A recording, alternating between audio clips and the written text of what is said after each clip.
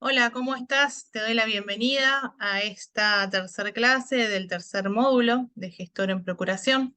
Me llamo Erika García, soy abogada y te voy a pasar a explicar esta parte del módulo. Es un poco larga, así que te pido que prestes atención. Si necesitas hacer algunas pausas, te lo recomiendo para que puedas entender más que nada lo que vamos a ver. En esta ocasión vamos a ver las clases de instrumentos que nos ofrece el Código Procesal Civil y te pido que prestes especial atención. Vamos a ver, en esta ocasión los documentos pueden clasificarse atendiendo primordialmente a su contenido, a su función y al carácter de los sujetos de quienes provienen. Ojo acá, desde el punto de vista de su contenido, los documentos son susceptibles de clasificarse en declarativos y meramente representativos, según que corresponda al hecho documentado comporte o no una declaración del hombre. A veces se puede declarar y otras veces no quiere declarar esta persona. Por eso son meramente representativos, porque se busca la prueba. Los documentos declarativos, a su vez, atendiendo a la declaración que contienen, pueden subclasificarse en dispositivos e informativos. De acuerdo con ese concepto, son documentos dispositivos los que constituyen o modifican o extinguen relaciones jurídicas. Una relación jurídica significa entre un actor y un demandado, o entre un comprador o un vendedor. Depende, puede haber un montón de relaciones jurídicas. Bueno, acá te puse la letra de cambio, una sentencia, bueno. E informativos los que se limitan a dejar constancia de una determinada situación de hecho, asiento de los libros de los comerciantes, informes periodísticas, historias clínicas y así sucesivamente. O sea, son informes, ¿sí? Que nos bajan resultados o pruebas que nosotros estamos indagando, estamos investigando, ¿sí? Bien, vamos a pasar a la siguiente. Si se toman en cuenta los efectos de la declaración entre los documentos declarativos, cabe diferenciar los confesorios de los testimoniales, según que, respectivamente, aquella sea o no contraria al interés de quien la emite, ¿sí? Contraria al interés del demandante o del demandado. Son documentos meramente representativos todos los restantes, es decir, aquellos que no contienen declaración alguna, hitos, fotografías, planos. Hoy, por ejemplo, se utiliza mucho lo que son videos con el celular, fotos de WhatsApp, cosas así bueno, la tecnología fue avanzando y nos hemos modernizado en estas cuestiones. De acuerdo con su función, los documentos pueden clasificarse en constitutivos y meramente probatorios. Ahora los vamos a ver. Denomínese constitutivos tanto aquellos documentos a los que la ley erige un requisito formal indispensable para la validez de ciertos actos jurídicos, excluyendo cualquier otro medio de prueba para su existencia.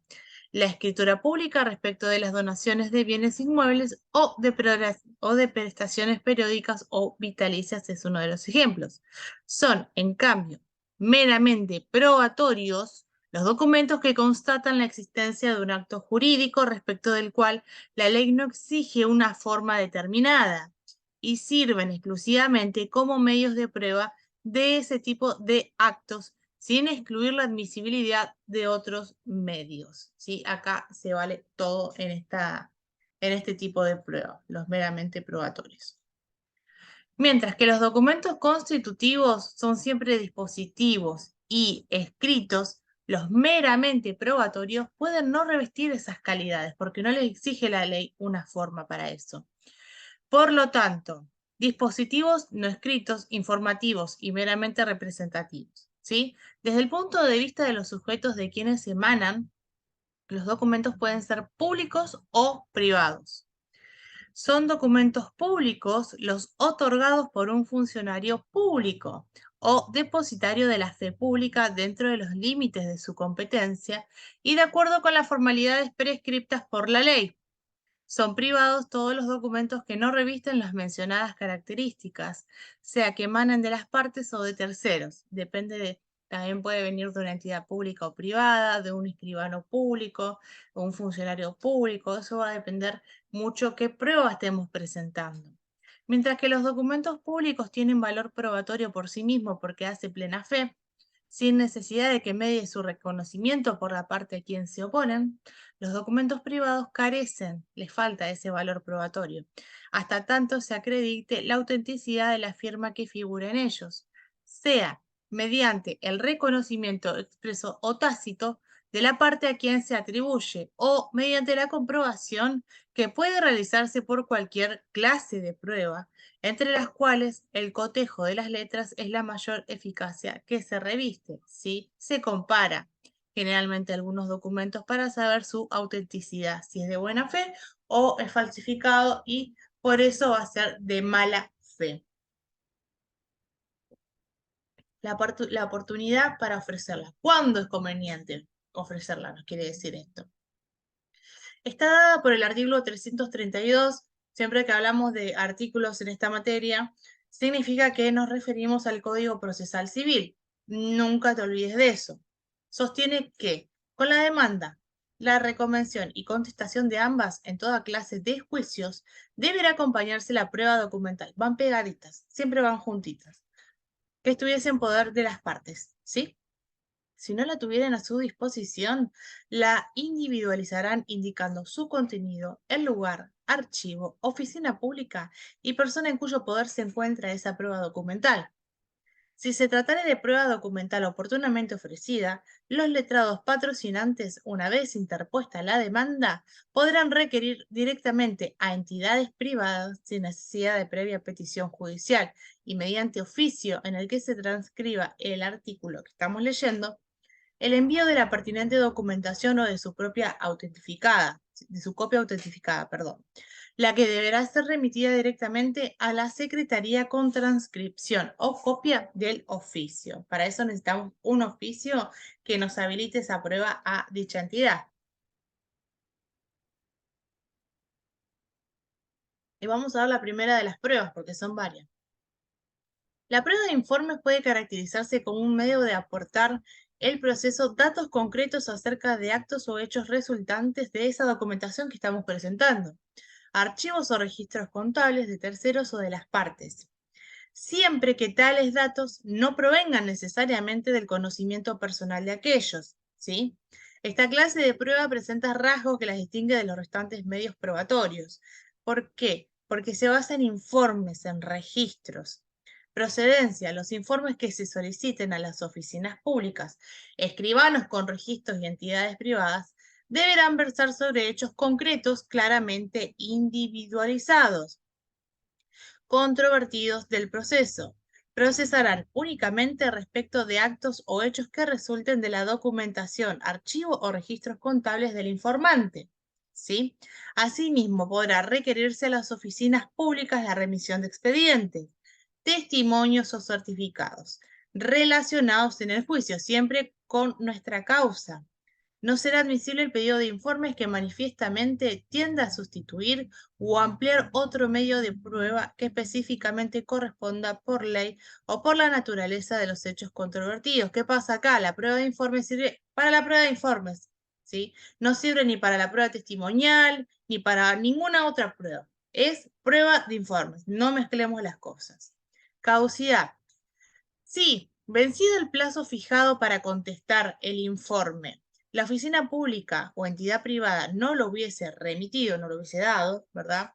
Se tiene a la parte que la pidió por desistida de esa prueba sin sustanciación alguna, si dentro del quinto día no solicitara al secretario la reiteración del oficio. ¿Qué pasa? Nos dan 5 días para pedirle, por ejemplo, no sé, a LEPAS, un pedido de informes por alguna causa, ¿sí?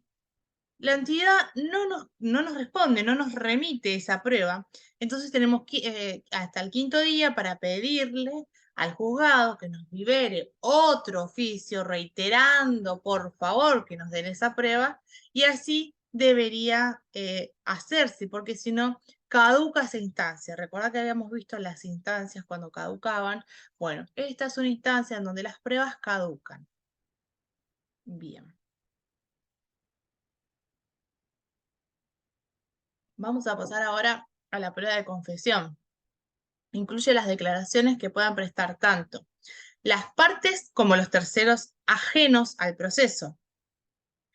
Dentro de la categoría genérica del testimonio, la confesión es la declaración que hace una parte respecto de la verdad de los hechos pasados, de lo que pasó, ¿sí? Relativos a su actuación personal, desfavorables para ella y favorables para la otra parte, dependiendo el caso en concreto. Tal concepto requiere las siguientes aclaraciones. La confesión debe versar sobre hechos y no sobre el derecho. No es el que tengo derecho a, porque tiene más derecho, no. Concretamente se basa sobre los hechos controvertidos. El juez debe aceptar los términos de la confesión, no pudiendo realizar actividad alguna que comporte una verificación de su exactitud, ¿sí? Ello solamente en lo que concierne a la materialidad de los hechos sobre los cuales recae la declaración, más no respecto de la calificación jurídica que a estos hechos asigna el confesante. De lo contrario, daría, si lo contrasentido del juez tuviese que admitir inclusive consecuencias jurídicas no previstas o prohibidas por el ordenamiento legal a que debe atenerse. El juez no puede intervenir de ninguna manera, solamente debe abstenerse a escuchar el testimonio de esta persona y no mandar a verificar si fue verdad que fulanito hizo o dijo tal cosa. La confesión solo puede tener por objeto hechos pasados, claro. Una declaración formulada sobre hechos presentes puede constituir eventualmente una pericia o el contenido de un documento, pero no comporta una confesión. En medio del probatorio debe recaer sobre hechos personales o de conocimiento del confesante, aunque en este último caso la declaración no se refiere al hecho en sí mismo, sino al conocimiento que de él tenga quien confiesa. ¿Sí? La persona confiesa en el pasado que pasó tal y tal cosa en el día tal, de la fecha tal, en la hora tal, no sé, ¿sí? Nada de declaraciones en presente porque no tendría ningún sentido. Los hechos sobre los que versa la confesión deben ser desfavorables al declarante y favorables a la otra parte. Esto ya lo habíamos dicho. Acá. La prueba de presunción. Se definen a las presunciones, siguiendo Potier, que es uno de los autores que se ven bastante seguidos, como las consecuencias que la ley o el juez deducen de un hecho conocido para afirmar un hecho desconocido. La presunción comporta un razonamiento que, partiendo de un hecho determinado, de un indicio que a mí me dice que hay algo, y de conformidad con la experiencia referente al orden normal de las cosas, permite afirmar la existencia del hecho que se desea probar. Las presunciones son dos. Tenemos las legales y simples o judiciales también, según que estén expresamente establecidas en una norma jurídica o que queden a criterio del juez. Las presunciones legales, a su vez, se clasifican en iure et de iure o iure tantum. Acá te las voy a explicar, son palabras en latín. Las primeras no admiten prueba en contrario, es así y no va a cambiar. Y la segunda sí. Doctrinariamente se discute si las presunciones son o no medios de prueba. La mayor parte de la doctrina, o sea, el grupo de juristas o personas que son expertas en la materia, se les llama doctrinarios y opinan sobre diferentes temas para que tengas una idea. Se expide, ¿no?, la doctrina en sentido contrario, no las acepta, y sostiene que las presunciones legales no constituyen medios probatorios, sino son reglas judiciales sustanciales que gravitan sobre la carga de la prueba. Y acá voy a hacer una pausa y decirte que, por ejemplo, cuando yo tuve que estudiarlas en mi carrera, no las estudié, no me las dieron como algo que tuviera importancia, porque no se consideraba como una prueba. Pero bueno, yo no quise dejar esto afuera, me pareció importante que lo sepas, aunque sea que lo reveas por encima, como para que te des una idea y no digas que, ay, no, faltó una prueba, ¿qué prueba? No, bueno, acá está la prueba de la presunción. No es admitida, pero está bueno que la conozcas para que tengas una idea. Ahora sí, vamos a ir a la prueba de testigos. Es la que se adquiere por declaración de las personas físicas que reúnen las condiciones que la ley establece para que puedan ser testigos. No todo el mundo puede ser testigo. La prueba testimonial es, pues, uno de los medios de prueba. El testigo es la persona que declara llámese testigos a las personas físicas distintas de las partes. Cada parte tiene sus testigos, que deben declarar sobre percepciones o deducciones de hechos pasados. De tal concepto se sigue que, primero, las personas jurídicas, en tanto carecen de aptitud para percibir o deducir hechos, no pueden ser llamadas a declarar testigos. Recordá que las personas jurídicas son las sociedades, empresas, asociaciones, fundaciones, ¿sí? No pueden. ¿Cómo va a ser una empresa para declarar? ¿No? Tampoco pueden ser serlo las partes, cuyo testimonio debe rendirse mediante la absolución de posiciones. Es uno de los medios de prueba también. Las partes tienen que invocar a sus propios testigos, porque si no es la palabra de uno contra la palabra de otro. Aunque es admisible que un litigante, o sea, una de las partes, a fin de acreditar un hecho propio, ofrezca como testigo a uno de sus litis consortes. Recordá que el litis consorte es la parte que va a demandar en conjunto con otra parte, ¿sí?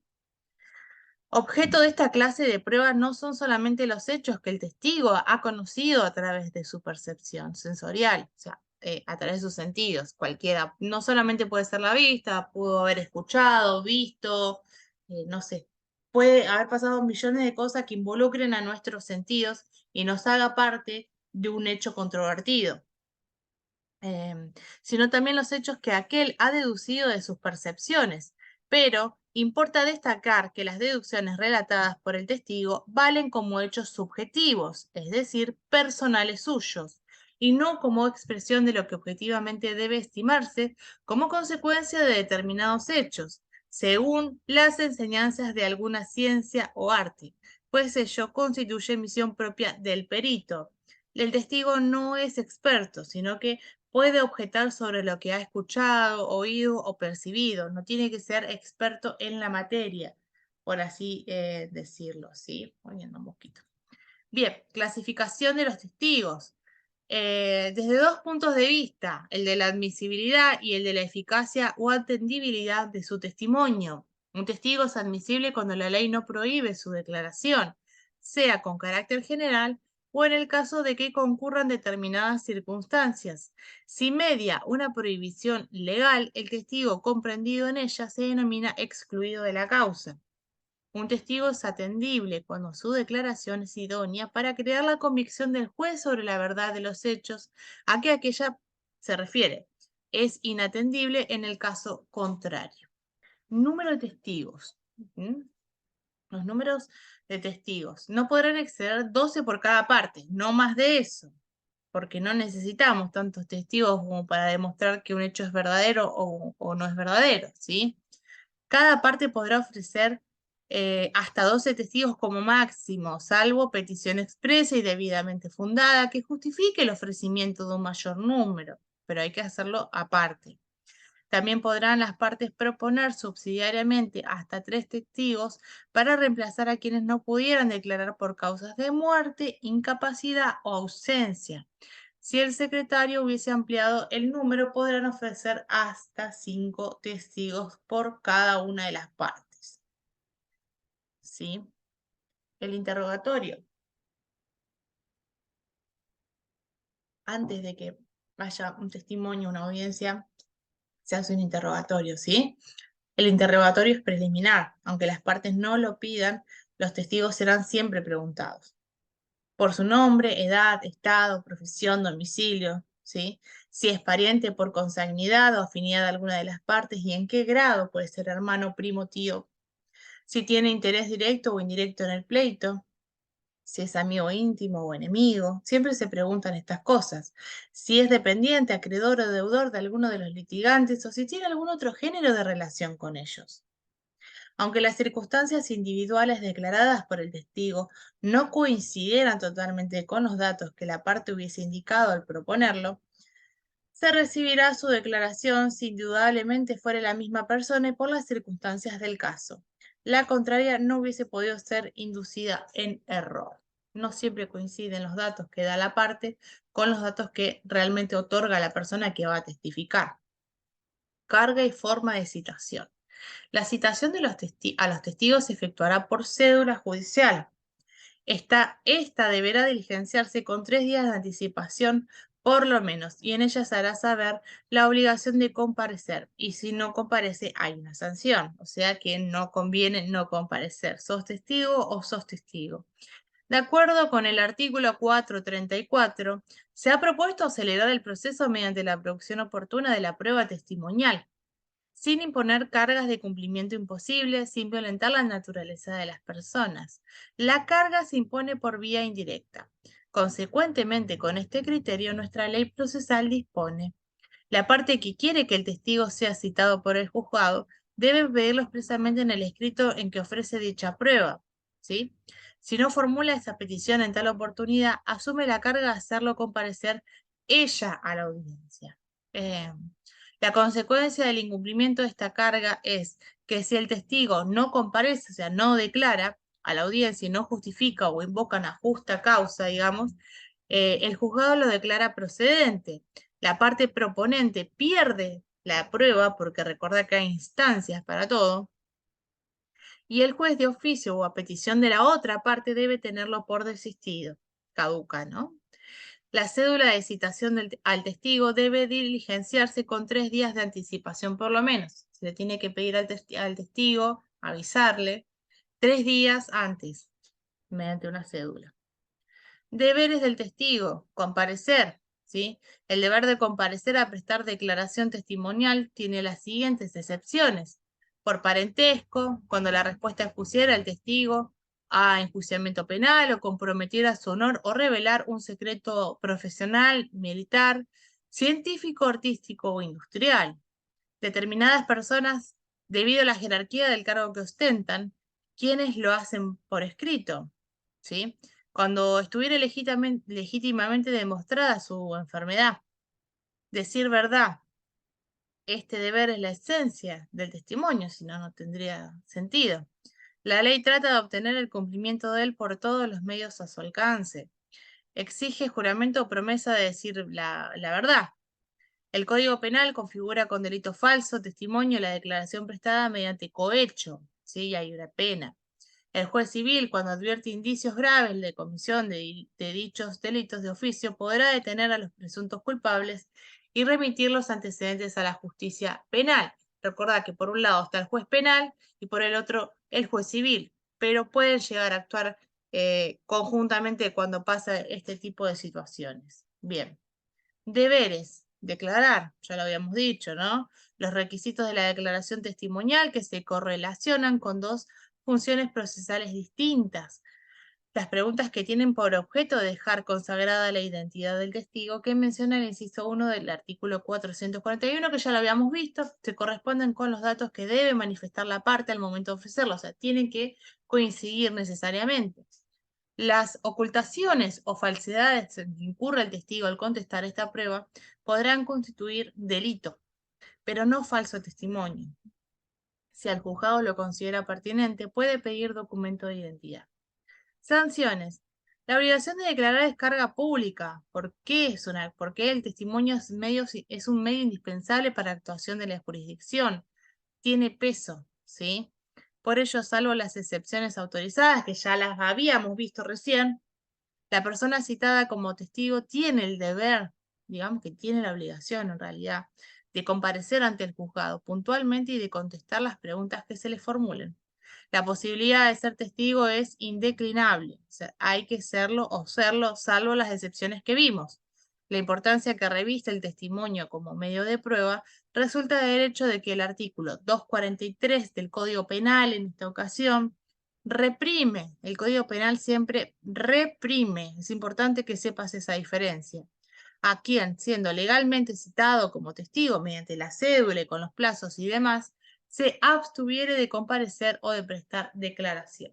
¿Sí? Castiga el Código Penal. Ojo acá. Caducidad y desistimiento tácito de la prueba testimonial. Se puede desistir. El rasgo común de los 3 casos contemplados en el artículo 432 es el carácter automático de la caducidad. Esto significa que, producida cualquiera de ellos, se tiene por desistido el testigo a la parte que la propuso. Si yo como parte propongo a fulano, a mi vecino, que sea testigo y este no va, entonces se tiene por desistido, sin sustanciación alguna. Los casos son que no hubiese activado la citación del testigo y éste no hubiera comparecido por alguna razón, o sea que nunca se lo citó. No habiendo comparecido aquel a la primera audiencia, donde se lo cita, ¿no? Sin invocar causa justificada, no requiere, perdón, oportunamente las medidas de compulsión necesarias, o sea que no lo citaron. El testigo no ha concurrido a la primera audiencia, pero ha invocado oportunamente una causa justificada, acá sí. No son aplicables las medidas de compulsión, salvo si el juez ha declarado que el motivo alegado no es admisible. Acá se pudo haber justificado, pero no pasa como admisible, el juez lo rechazaría. Fracasada la segunda audiencia por motivos no imputables a la parte, esta no solicitar nueva audiencia dentro del quinto día, por lo tanto tampoco al testigo. El artículo 458 dice, la idoneidad de los testigos. Dentro del plazo de prueba, las partes podrán alegar y probar acerca de la idoneidad de los testigos. El juez apreciará, según las reglas de la sana crítica, y en oportunidad de dictar sentencia definitiva, las circunstancias y motivos que corroboren o disminuyan la fuerza de las declaraciones. Hay que ver qué tanto es idónea esa persona al momento de declarar, y solamente lo corrobora el juez. Falso testimonio, ya lo habíamos dicho, ¿no?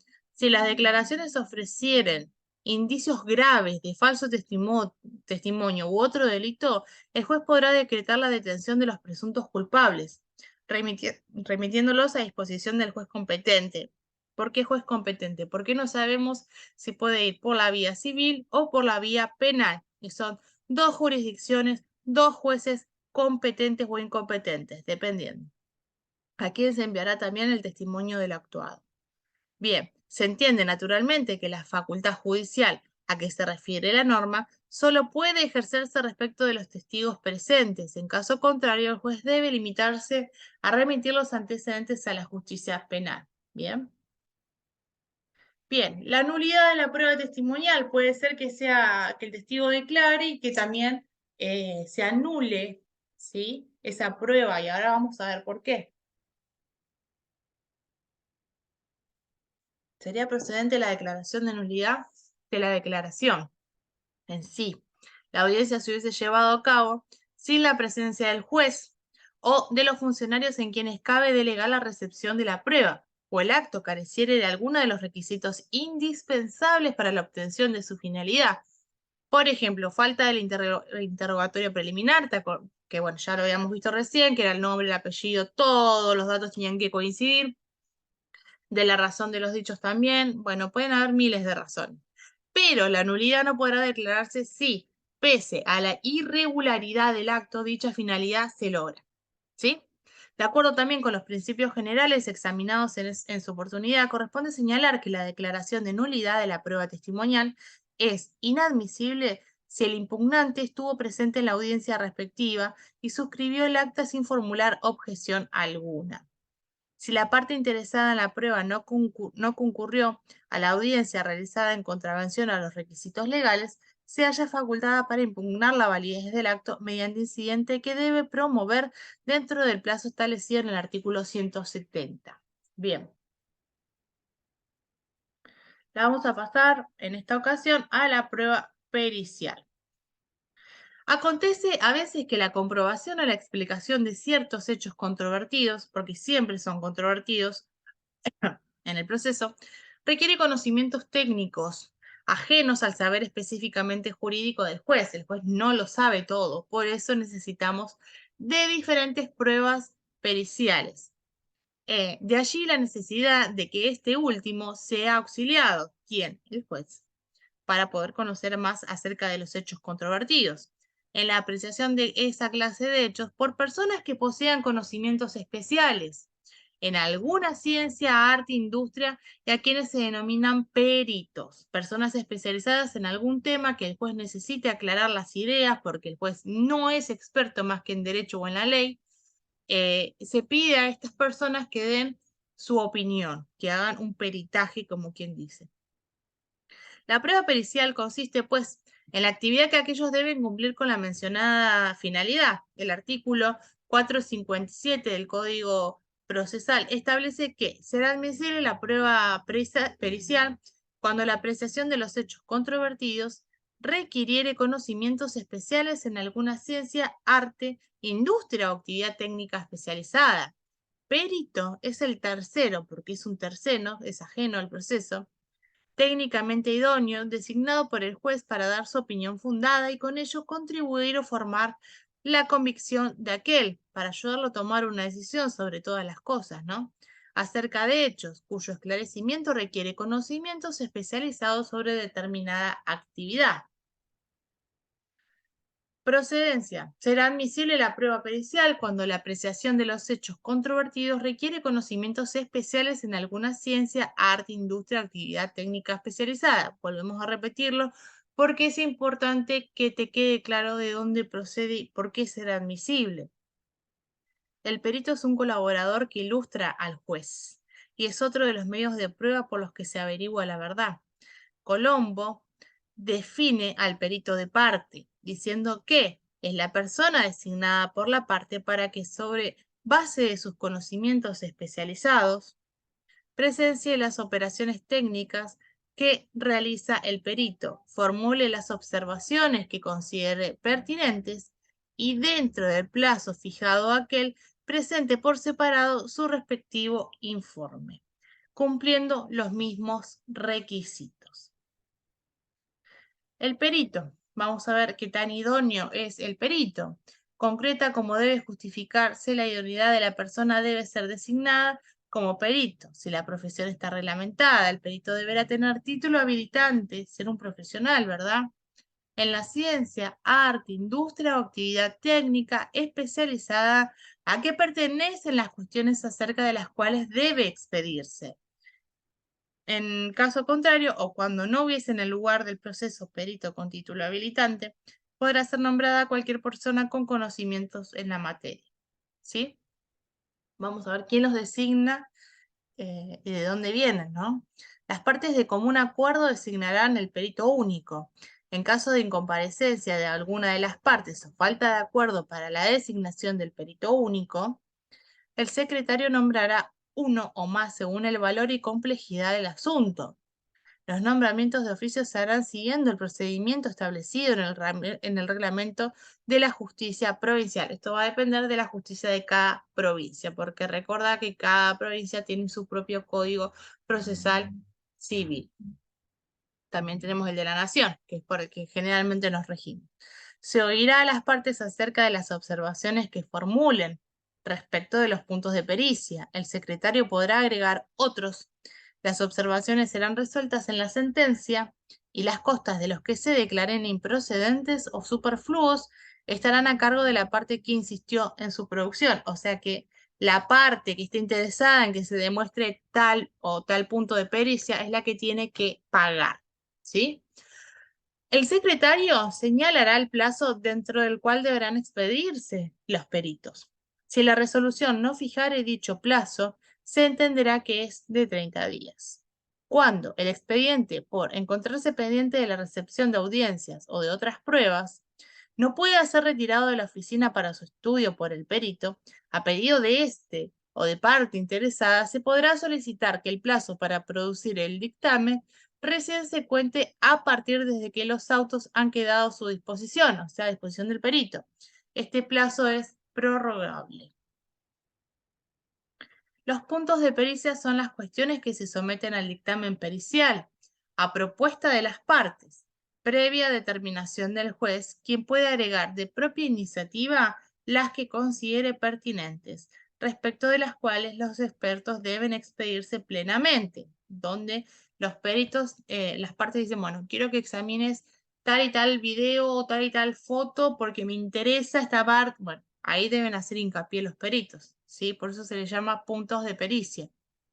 Recusación. El perito podrá ser recusado por justa causa dentro del tercer día de notificado el nombramiento por Ministerio de la Ley. Acordate lo que es Ministerio de la Ley, que es un tipo de notificación. Son causas de recusación del perito las previstas respecto de los jueces. También las vimos.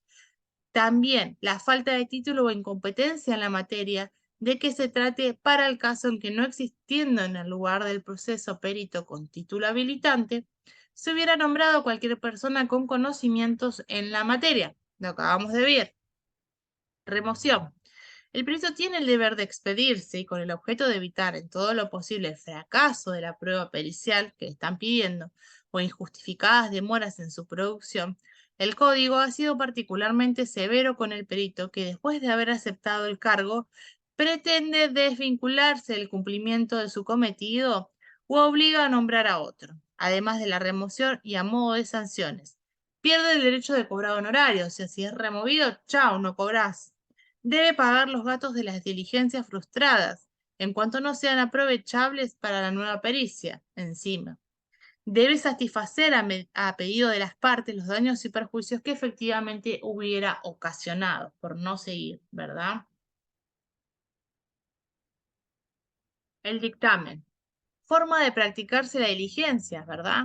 La pericia estará a cargo del perito designado por el juez o por el secretario. El cargo no es delegable, sin perjuicio de la colaboración de que privadamente el perito puede valerse para operación, puede pedir colaboraciones de otros peritos, reconocimientos o exámenes, requiriendo la actuación de especialistas. Pero el responsable es el perito y en lo fundamental debe actuar en él, ¿sí? Presentación del dictamen.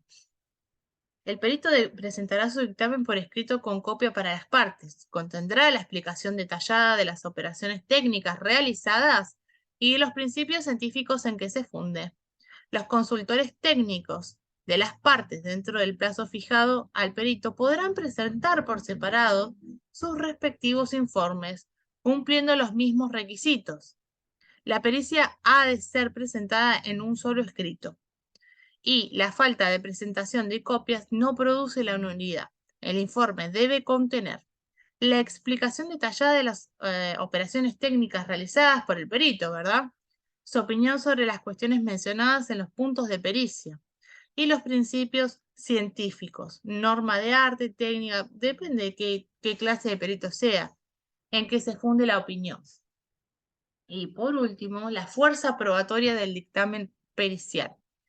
El artículo 476 dice que la fuerza probatoria del dictamen pericial será estimada por el juez, teniendo en cuenta la competencia del perito, los principios científicos o técnicos en que se funda, en que se justifique más que nada, la concordancia de su aplicación con las reglas de la sana crítica, las observaciones formuladas por los consultores técnicos o los letrados y los demás elementos de convicción que la causa ofrezca. Bien.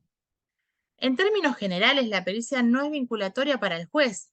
Este es quien valora su eficacia dentro del conjunto de todas las probanzas acumuladas y aplicando las pautas valorativas. En otras palabras, es el juez quien va a determinar qué tanta pesa la prueba que está ofreciendo el perito, si le sirve o no le sirve o qué pasa.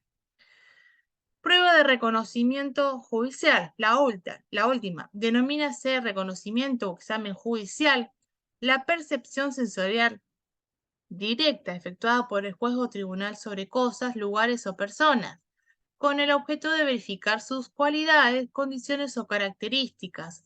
El artículo 479 del Código autoriza al juez o tribunal a ordenar de oficio o a pedido de parte el reconocimiento judicial de lugares o de cosas. La medida debe ser realizada personalmente por el juez, pues de ello depende su eficacia. A esa razón obedece asimismo que el Código autoriza al juez a trasladarse a cualquier lugar de la República donde deba tener lugar la diligencia. ¿Qué quiere decir esto? Por ejemplo, cuando, no sé, se me ocurre, cuando pasó lo de Cromañón en Buenos Aires, bueno, pasaron cosas muy feas, murió mucha gente, pero hubieron puntos de pericia o pruebas que quedaron en el lugar donde pienso yo que se pudieron haber acercado los jueces para ver, observar a través de sus sentidos, como dice sensorialmente acá, para observar los hechos controvertidos del lugar y tener una mejor apreciación. Bien, espero que te haya servido esta clase, un poco larga, pero totalmente necesaria, así que nos vemos pronto.